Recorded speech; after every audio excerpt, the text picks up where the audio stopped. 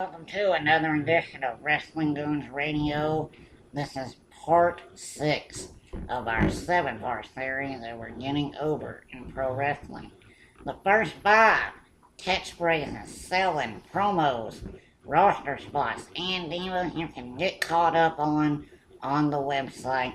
Today we are going to be talking about the Dusty Finish. For those that don't know, the Dusty Finish today in 2015 is known as a match that doesn't end cleanly, but it was not always that way. We'll get into that in a little bit. I have Mark and Todd here with me, and we are going to hop right into this.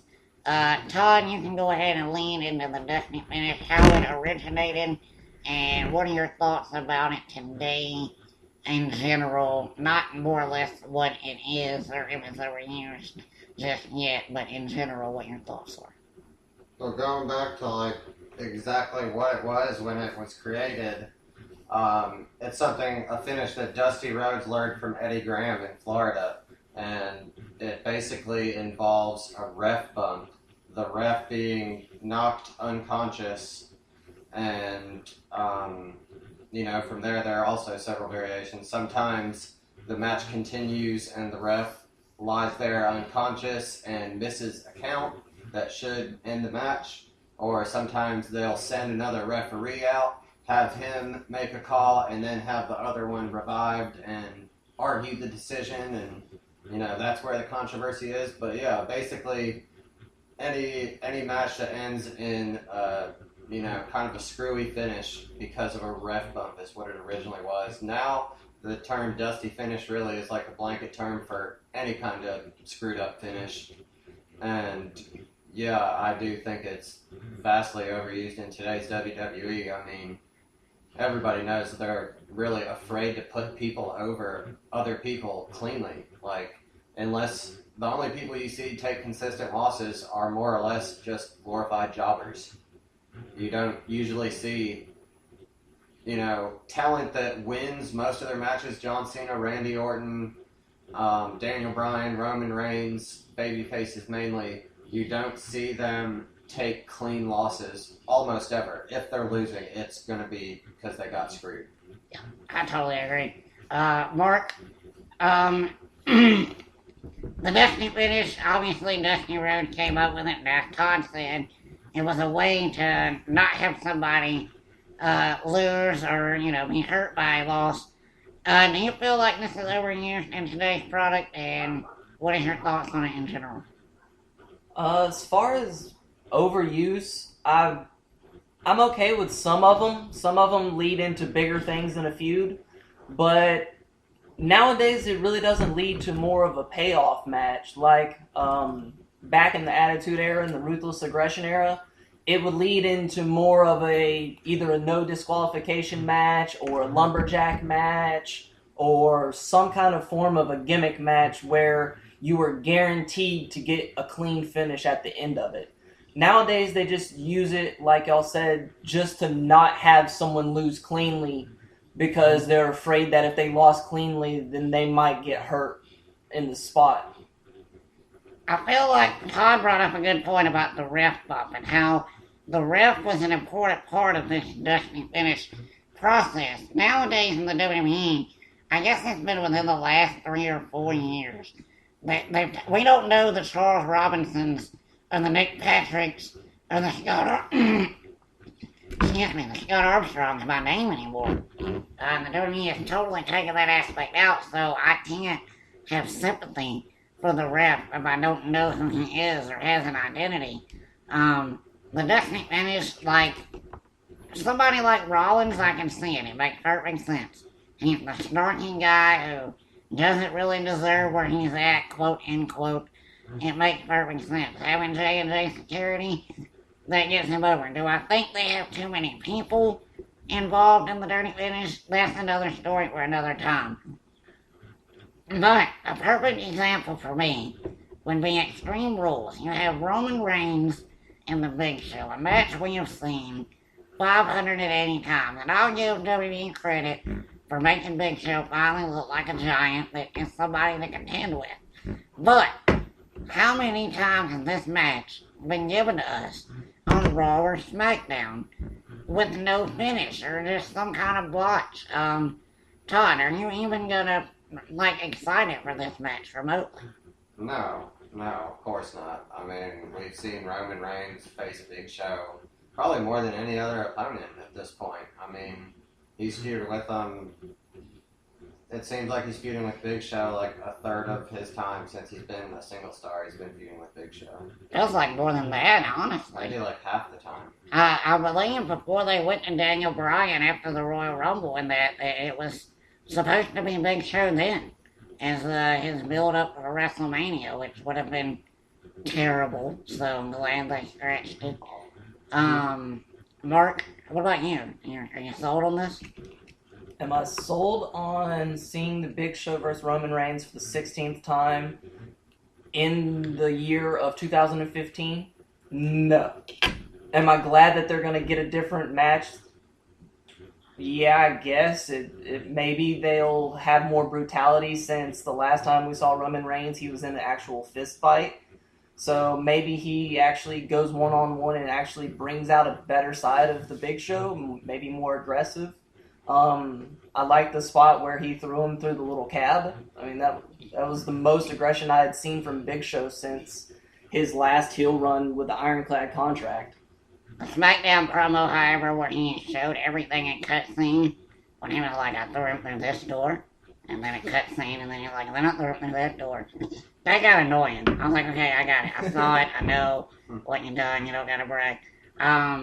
But yeah, I know. This is another match where Big Show is obviously gonna lose. He better lose cleanly, because if they lose a dirty finish here, then I don't really. I have no words. You know what I mean? This is. I think he'll lose clean to Roman. Yeah, he has to. Another thing I would say is if a dirty finish. Are there any guys that you can see it other than Rollins benefiting? Like, that we can see it on a regular basis and it be okay. Mark, I'll start with you. Probably Bo Dallas, to be honest. Explain Okay, Bo Dallas. so you have Bo, as always, Bo leaving in himself. So if he just automatically gets that pinfall, kind of like how the Eddie Guerrero used to toss the chair at the other person True. and then get disqualified, you could have Bo kind of run the same thing and intentionally get other people disqualified just so he picks up the victory. I think that would be pretty cool. And he can do that with him. That'd be kind of awesome. What about you, Todd? Obviously, I know you're not going to say Bo Dallas, so. No, like Seth Rollins, as far as heels go in the WWE, like his, chicken shit heel character, like definitely benefits the most. But on the other side of the coin, the rise of Daniel Bryan was fueled by constant dirty finishes on the other side, him losing. Yeah. And it got him more and more sympathy month by month until it was at a fever pitch. So, someone like Daniel Bryan that the fans, can get behind like that, grassroots. Dolph Ziggler is an example that's, Dean Ambrose, like people that they're just crazy about.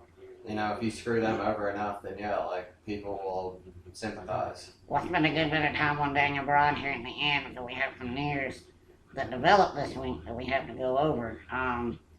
Do you think that they could use that to get Roman Reigns further over? As far as the sympathy factor? Yeah, as far as the IWC and whatnot? Yeah, and as a matter of fact, I think it would work, because I think their complaint is that Roman is always booked strongly. And that word was linked by somebody, you know what I mean, that we gotta book Roman strong. And ever since then, the IWC has resented him. I also think that John Cena is a prime example of this. John Cena is not as hated now as he was before. And I think a lot of that benefited from his losing streak that he had a couple of years ago. Because we finally saw John Cena lose repeatedly. And we were like, okay, he will finally put people over. We're okay with that. Yeah, Mark, I think Roman would benefit from that. Todd, what do you think about Roman if he went on maybe a sympathy streak? I mean, it's possible, but usually when you do book a babyface to get sympathy, it's after a match that they're dominating. You know, like it's like the babyface is in control of the match, about to win, then he gets screwed over. So it would still involve Roman Reigns looking really, really strong throughout the whole match. No pun intended. Before he gets screwed over. So I really don't know if that would help. Like, just the fact that he's kayfabe getting screwed, even though they're still booking him, like, strong as shit. Like, I think, yeah, I think it's how strong he's booked to look in the ring. Like, you know, he is the alpha male. Like, Yeah, shit, he beat Daniel Bryan clean. cleanly. Yeah, Yeah. clean as shit. Well, the reason I pulled that up is because after we all, most of the people in the Goons especially, were like, it was booked, we knew for a fact that Roman Reigns was going to get the title, to have it go to Seth Rollins, you see so many people now switching, being like, he should have gotten it. That was his spot. And that was me. I was one of those. And you kind of think that maybe if they kind of quote-unquote screw him even more, then maybe even more people will be like, hey, why are you screwing him? He might not be the best, but at least he deserves his spot. That was kind of my mindset, too, of why I thought it might work with it, you know, because it did win me over. So if it won me over, maybe we win somebody else over if they kept it going. But I can also see what Todd's saying is how if our complaint is already that he's booked strongly, we're just going to be like, okay, you're still booking him strong. We know what you're doing. But is it he's booked strong, or that he hasn't had a clean loss in a pay-per-view in like 2 years? I think it's the fact that, man, I'll be honest with you. I can say that I started hating Roman Reigns the night after WrestleMania 30. Because I knew from that moment that they were going to make this guy the main event next year. So from that moment, I was like, all right, he's got to show me that he deserves it. And he didn't show me that he deserved it over that year at all, not one time. So I was against it, you know. So I can't really say that it would be surefire to work. But I also think this is a touchy situation where he's at one of those peaks where he can go either way, and it'd be okay. He's not going to hurt either way he goes. If they keep him as a babyface, he'll have enough fans that like him. If they turn him heel, there's going to be a lot of people that like it. So either way, it's a win-win situation with Roman Reigns.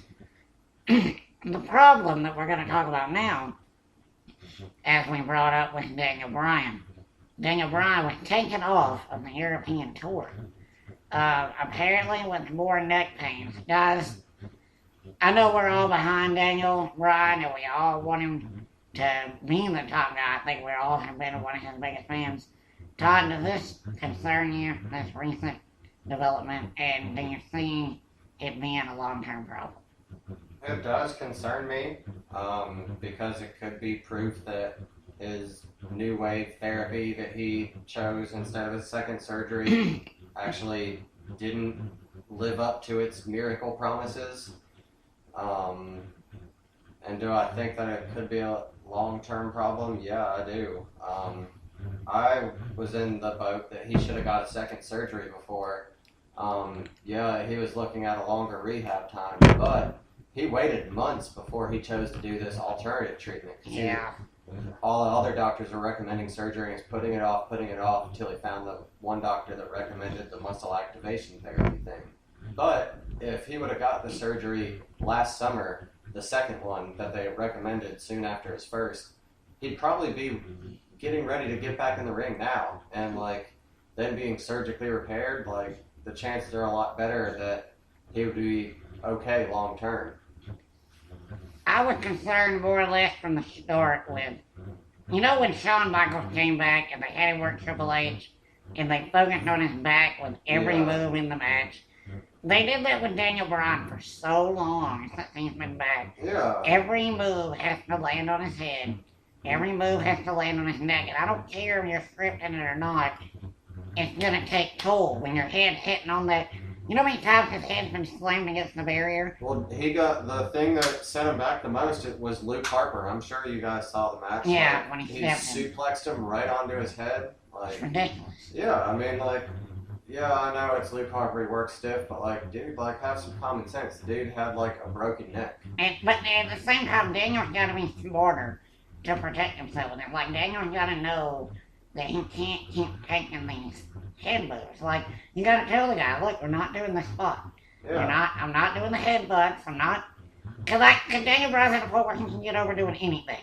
If he did an arm drag, we would cheer it. Like, yeah, they've eliminated certain moves from his offense, like the flying headbutt, but they haven't taken any moves away from his opponents. Like, his opponents not only are doing all the moves they were doing before, but they are focusing on his neck. Yeah, exactly. And, like, it's fucked up, really. And the headbutts, man. Like, they did take away the diamond headbutt, but they've added that little 10 headbutt thing that he does. And I'm like, why? It's Because stupid. it's pointless. It's so fake looking, too. Yeah, oh god, especially when they both start doing it. Yeah. It's ridiculous. Like, They're side not by even side. making contact anymore. Yeah, they're not. Like, their heads are, like, going over each other's shoulders. Mark, has this concerned you recently before the news, and how do you feel after you've heard the news? Yeah, I kind of noticed a while back that even with his diving onto the outside every single time, even if it looks like a small little bump, he would always grab at the back of his neck. And I don't know how much that is selling, but even with a surgically repaired, if he would have had both surgeries, it still is an impact to your spine. It's pretty hard to overcome that, number one. Number two, doing it the way he did it, even if he would have had both surgeries, I think it still would have been problematic in the long run of his style of wrestling. I agree, man. I'm hoping and praying that whatever he does, I'm willing to see Daniel Bryan out of the picture, like Todd said, for another year, if that's what it takes, just so we can get a healthy Daniel Bryan. And he needs to wrestle smarter, because Daniel Bryan can carry the company. But however, this is more ammunition for all his doubters that say, we can't make you the top guy, because you can't stay healthy. And they got a complaint. They have a valid complaint. So I can't be mad at him for not giving him the ball yet if he can't hold on to it. Well, I mean, if they, like, modify his style, though. Like, I agree. Like, look at John Cena's face of the company. Like, he wrestles a pretty safe style, Yeah. I'd say. Well, Like, he stepped it up recently. I mean, yeah, he'll bust out power bombs off the top rope and pile drivers from time to time, like, because he's John Cena, he's allowed to do that, but... He wrestled Neville, right? Hadn't he wrestled Neville once? Mm-hmm. Okay. His match with Neville was... No. Maybe in NXT? I don't know. No, I thought he wrestled Did him have on an Raw. NXT Did he match? have one of his Raw matches, Neville? No, I think his first one was Axelmania, and then his second one was Seth, and then this past week, I can't remember now who he fought. But yeah, I think I don't so think it he's hasn't been Neville actually yet. faced Cena. Okay, well, either way, I know that Cena can work guys like they can work in the ring, like Ziggler and etc. But I want to see him work Neville. Like, if he can work Neville and work Neville style, then he'll have my respect. Cause, John Cena hitting a red arrow. man, I just want to see Cena try to catch him when he does that outside flip. Yeah. Cause that's insane. Like, the way he lands on his feet every time. I'm like, how is that even possible? Seth Rollins can do that too. I don't Whenever even do it with like the that, man. Oh, when he was with the Shield and he did the quad, he landed on his feet every single time for all four. Shit, the 540 he does now from the middle rope, that's sick. Yeah. I'm like, wow. Or the what was it, a 450 The off Phoenix Splash. of the barrier? Yeah. That was crazy. Yeah, when he helps up. Man, that's another thing that I do miss about Beast Seth, is all the high flying stuff he does. Because Hill Seth doesn't have to do that. He just, I'll sneak away and kick you in the face and then duck out of the ring. Next thing we're going to get into on the update this week was TNA. Taz is gone. He will no longer be commentator. Todd, have you heard anything about who they're possibly replacing him with for the 1 or 2 weeks they're going to be on the air still? I heard that they're thinking about putting Al Snow there. Like it's temporary for now, but I hear it's like a tryout. Like if he does good, then he might be the replacement. But I've also heard that Josh Matthews might be doing it solo for the next couple weeks. That would be disturbing even more. Al Snow. I would rather have Al Snow than Josh Matthews solo. Yeah. I don't know, you heard the Byron Saxon one a couple of weeks ago when he had to do it solo Oh yeah. on Raw. It was Terrible. one of the worst things I've ever heard in my life. Yeah. And I like Byron I was Saxon. trying to argue with RJ, and RJ was like, he wasn't doing a bad job. No, he was doing a terrible Yeah. job. We're gonna have RJ on to debate that one day. Holy crap. Mark, TNA, it looks like they're on the outs here, man. They're not paying their wrestlers. Apparently, Todd saw a funny tweet from Matt Hardy where he has 8 or 9 checks and Sharpies, so he's getting paid. Matt Hardy's good. Yeah, they'll pay their top stars. Yeah. You heard anything about TNA that you even care? I don't really care, to be honest. I'm still under the assumption that I think Vince McMahon should take out a big loan, give it to Ring of Honor, and allow Ring of Honor to do a raid of TNA's roster. Yes. I think that would be best for business for both Ring of Honor and WWE in the Absolutely. future. Oh, yeah. Oh, yeah. And maybe that would give Ring of Honor a better TV deal. TNA has talent, man. They do. Magnus, Aries, Rude, Storm. I know a lot of people don't like James Storm. I love it. The Revolution gimmick's great with me. They got ideas, man. They just, the production value and the fact that you're on Destination America isn't a destination for anybody.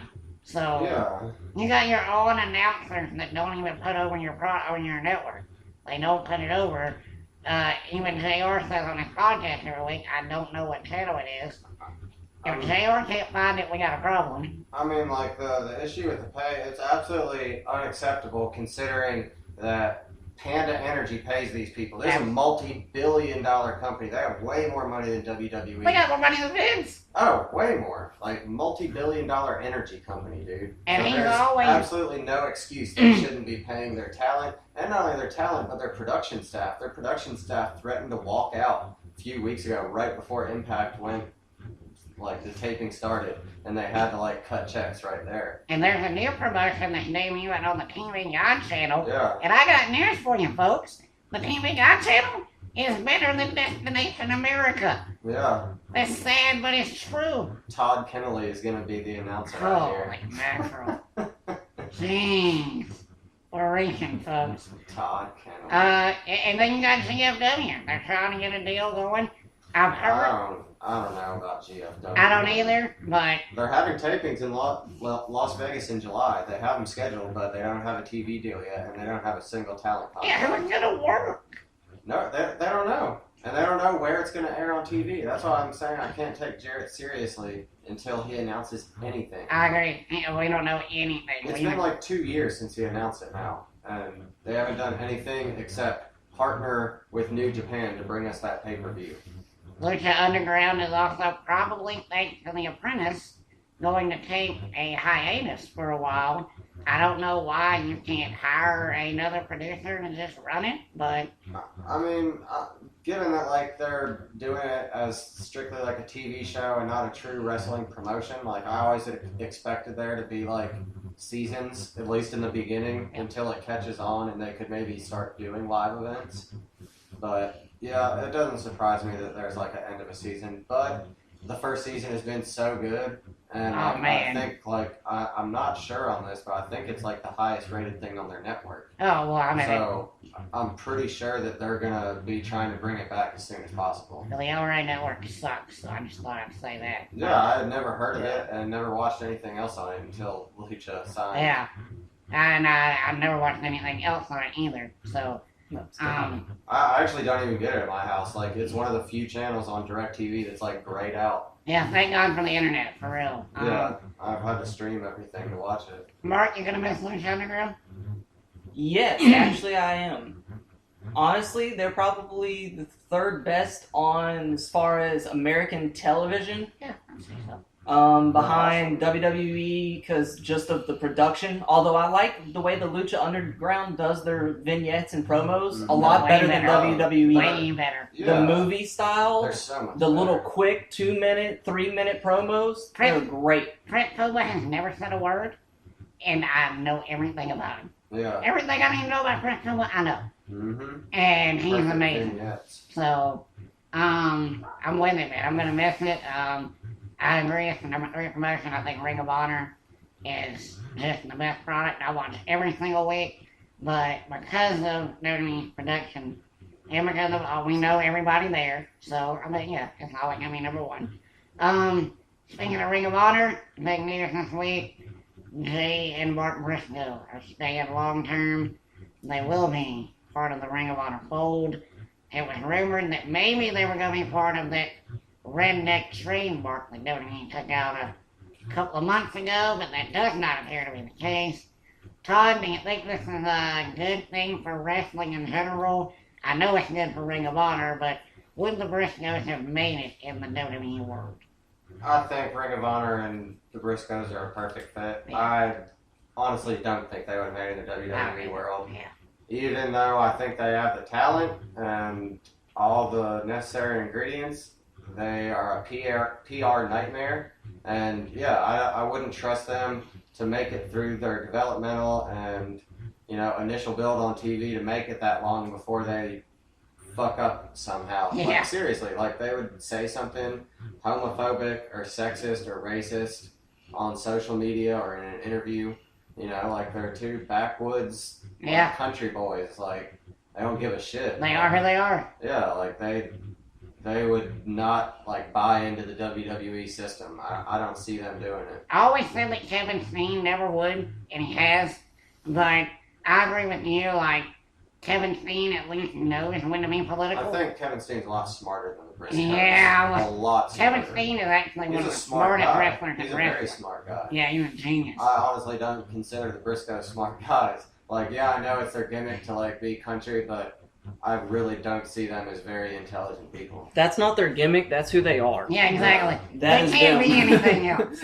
Matter of fact, they've never been anything else. They've always been Jay and Mark Briscoe. Well, I'm saying I know it's like their job to play it up, but Yeah. like I don't think that they're actually like masterminding anything. No, Like, They they're just, just- I mean, just go listen to an interview with Jay. Like, when, yeah. like a 20-minute one of those interviews, they'll ask him, and he'll be like, yeah, I don't know. I don't know. That's what Jay says a lot. Is, I don't know. Because he don't know. Jay just going with the flow. Jay wakes up today, and he's the champion, and he'll be champion tomorrow. I think it's great for Ring of Honor because of the fact that they might be losing a couple tag teams. Yeah, that disturbs me. Heard that Red Dragon may be going to New Japan full time. That would hurt, man, because they are by far the best tag team in America. There's nobody even close to Bobby Fish and Kyle O'Reilly. I heard that the Bucks may be coming to Ring of Honor exclusively, which is shocking because they are political nightmares more than the Briscoes are. But God, can they work? Yeah, tag team. Does the Kingdom go to New I've Japan? heard that the Kingdom and Red Dragon are both going, so that one. Adam Cole's not going. There's no way. Adam Cole's staying because he's Ring of Honor's guy. I'm pretty sure when he's healthy, they're going to run the Briscoe in again, just because it's money every time you do it. Yeah, can't wait for that. I'm glad Adam Cole's back. Final thoughts. We're going to wrap up and we're going to do the merchandising for the part 7, and they will be known in this 7-part series. And you can expect the weekend show to have more rumors for the week. We're going to get into more of those, and like we did today, just get more in depth with what's going on around the wrestling world, giving you a little different feel than the review. We're on Facebook at The Wrestling Goons, Twitter at Goons Radio, and YouTube as well. And we'll have a website launched by May. So, for Todd and Mark and myself, we will see you on the flip side.